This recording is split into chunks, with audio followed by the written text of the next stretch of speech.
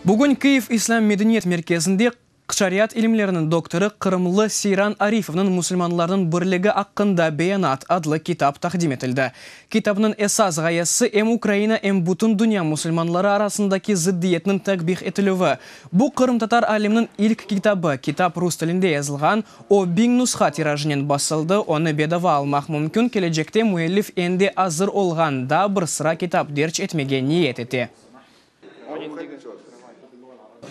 Китап yazılmasının себебі мұсылманлардың арасында олған үнесебетлер. Біріншіден, мұсылманлардың арасында олған дини айрықлар. Ядыда ona oşağan dini söylер. Ve bu meseleni açıklanған bir kitap yazmağa niyet peyda oldu. Yani kitap bir felsefici düşünceler gibi yazılmadı. Kitap İslam menbelerinin delillerinde kurulup yazıldı. Bundan dolayı o pek faydalıdır.